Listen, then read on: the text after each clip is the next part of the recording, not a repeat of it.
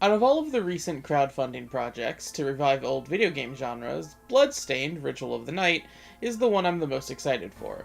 Mostly because I've always been a Castlevania fan. Admittedly, I prefer the older classic-style games a little bit more, Rondo of Blood and its PSP remake being my personal favorites, but I also like the Igavania-style games, and I even think some of the 3D ones are okay. So, Bloodstained has definitely always had my attention, but I've specifically stayed away from any news regarding it. I know it was going to take a while for it to be made, and I'd rather go in as fresh and blind as I can, so I didn't keep track of the developer updates or information on the Kickstarter stretch goals.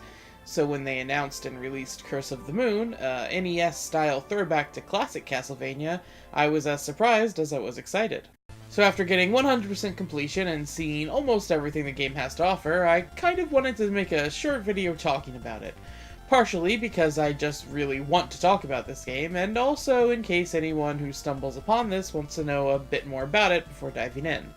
If you did fund the main Bloodstained game, this should be a free backer reward for you. If not, it's $10 US on any digital platform you can find most games. I've heard praise of this game for sure, but I've also heard a couple of people saying that it's a bit short for $10, so they weren't sure if it was worth the money.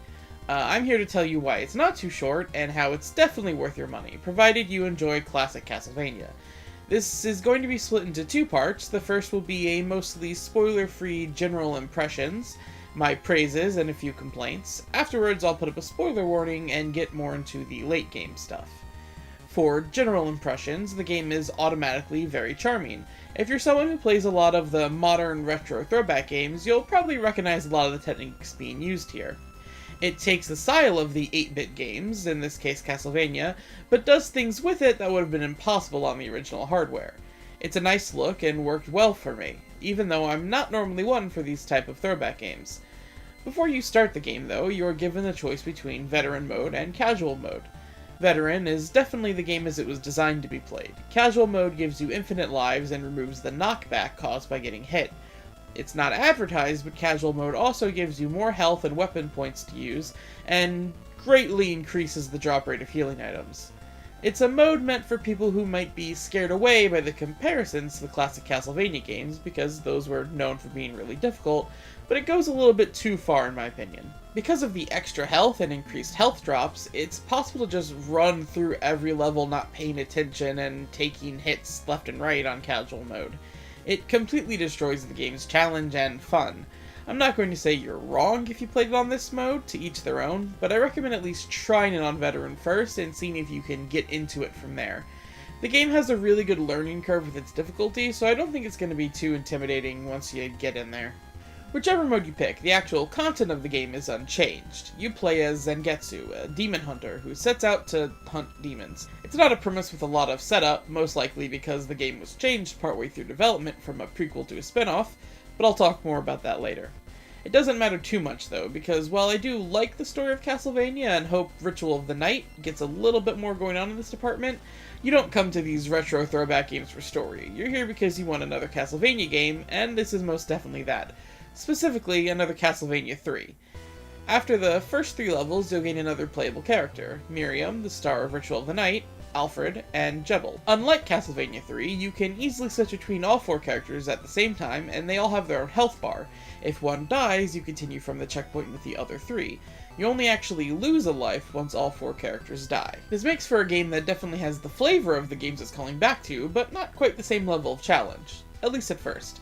I found my first playthrough to be pretty forgiving overall, especially once I realized how overpowered some of Alfred's sub-weapons are. His fire wheel lets him walk through enemies and negate a lot of sections of difficulty, his ice spell is pretty much a one-hit kill on any enemy you come across, and his lightning makes short work of almost any boss, although thankfully that last one is a bit rarer to find.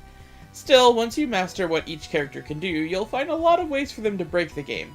I'd maybe like it if some of this stuff was a little bit less effective, but it makes for fun experimentation, so it didn't bother me too much. These characters also have unique moves that allow you to reach optional paths, often containing a shorter route through the level or some kind of power-up to your health, weapon points, defense, or attack.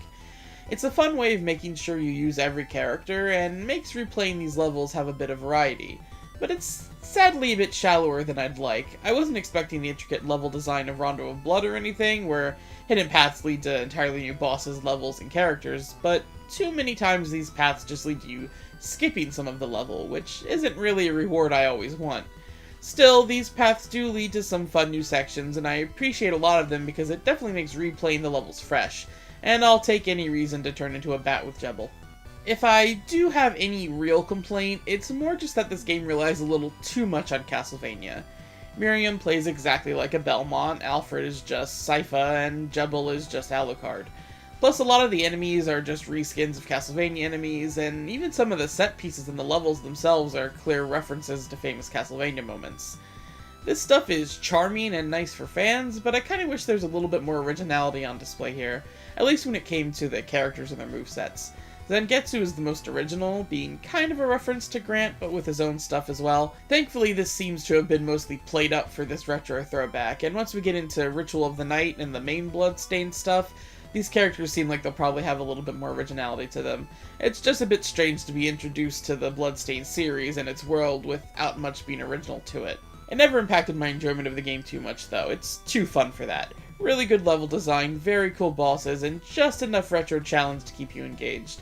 The game also has a lot of replayability, which is something I'll get into now as we cross into the spoiler section of the video.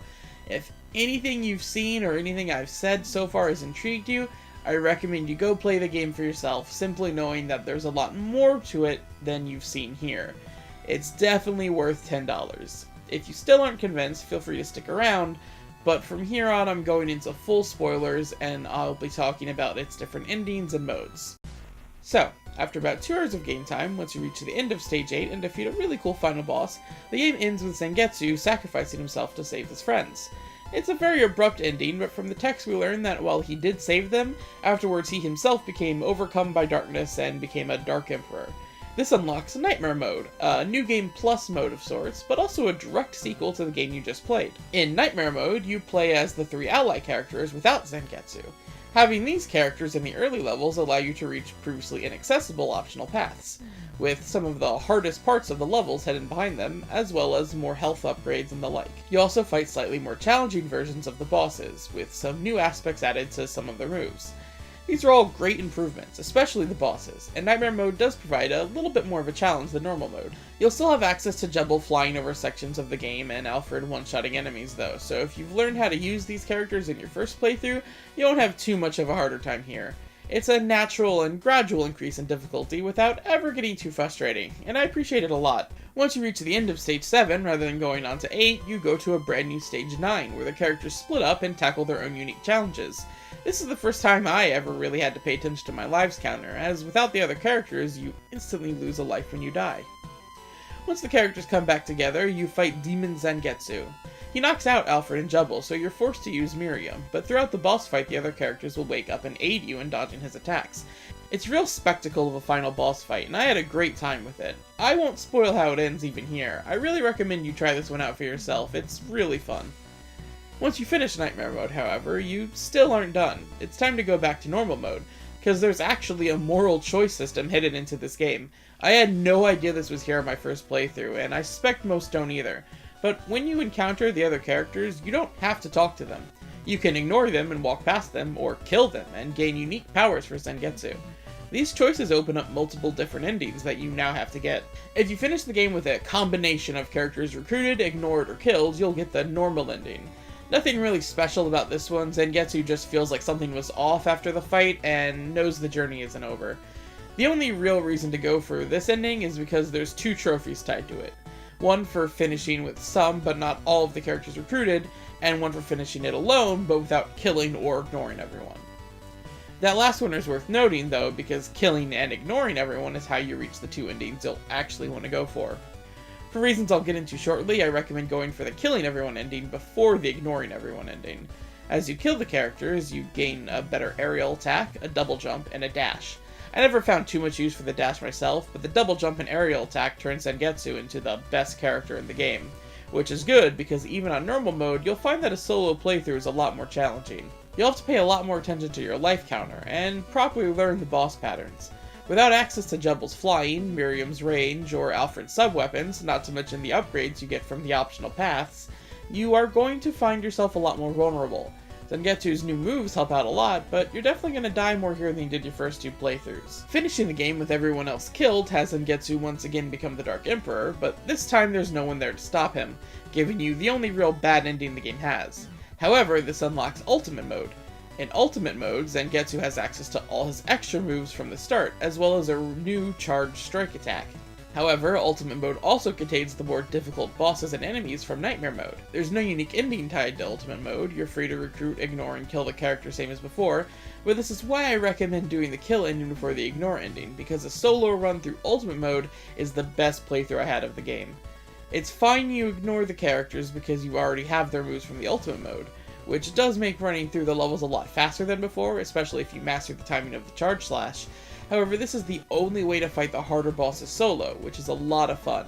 There's even a harder version of the Stage 8 final boss, which you only fight in this mode, and taking it on as solo Zangetsu made for the hardest fight of the game and a real proper send-off. There was still more for me to do afterwards, different ending combinations, as well as the boss rush mode, but for me, the solo ultimate run was the finale. It's also the true ending. When you ignore the other characters, Zangetsu realizes that the entire adventure has been an illusion. The lesson he learns is that he can't ignore the other characters, he's gotta go hunt them. I guess this ties into the main Bloodstained game, where Zangetsu is gonna be an enemy to Miriam, at least at first. I can't help but feel like it's a strange note to end on, though, especially since I know the game was originally going to be more of a direct prequel, so it kind of feels a little slapped on. Still, at least they try to tie it in. Before getting this ending, I had assumed this was entirely non-canon, so I'll take it. And that's Curse of the Moon.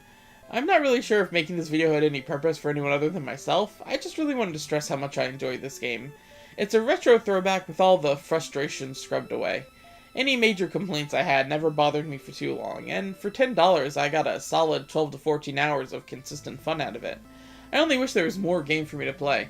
I wish there was a boss rush mode that had the harder versions in it, and I wish there were more combination endings, more branching paths, things like that. I want more Bloodstained, so I think I'm going to be paying a little bit more closer attention to Ritual of the Night from now on.